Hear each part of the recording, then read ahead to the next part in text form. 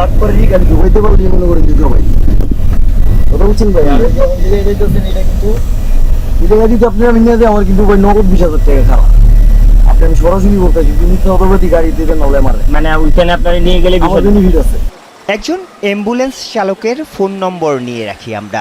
অনুসন্ধানে নেমে স্বজন পরিচয়ে রোগী নিয়ে উঠি রাজধানীর পরিবার থেকে।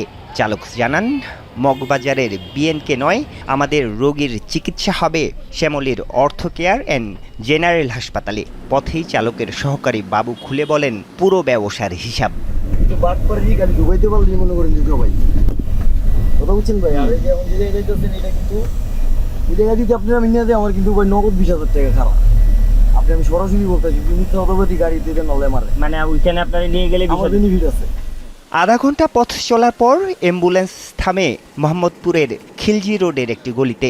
হাসপাতালের কর্মীরা যেন আমাদেরই অপেক্ষায় ছিলেন। ভেতরে নেয়ার সঙ্গে সঙ্গে শুরু হয় একের পর এক পরীক্ষা নিরীক্ষা। এর মধ্যেই রোগীর স্বজন পরিচয়ে কথা হয় হাসপাতালের চেয়ারম্যান কামরুল হাসানের সঙ্গে। জানালেন ড্রাইভার শাহিন তার পরিচিত, রোগী নিয়ে চিন্তা নেই, বিলও কমিয়ে রাখবেন।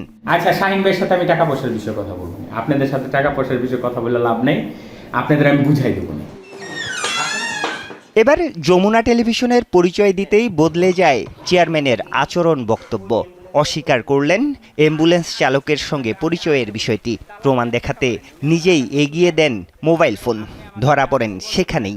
শুভ ভাই মানিকগঞ্জ অ্যাম্বুলেন্স, আবুল জলিল মুন্সিগঞ্জ শিবচর অ্যাম্বুলেন্স, আবির ভাই অ্যাম্বুলেন্স ফরিদপুর। তার ফোনে বিভিন্ন জেলার ৭৩ জন অ্যাম্বুলেন্স চালকের নম্বর। প্রশ্ন করি, এত চালকের নম্বর তার ফোনে কেন? উত্তর মিলেনি। আপনার কাছে এত অ্যাম্বুলেন্সের নাম্বার কেন?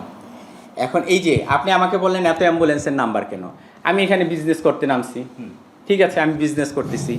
তো দেখা যাবে যে বিভিন্ন অ্যাম্বুলেন্স বলে যে স্যার যদি আমাদের রুগী হয় আমরা কি পাবো?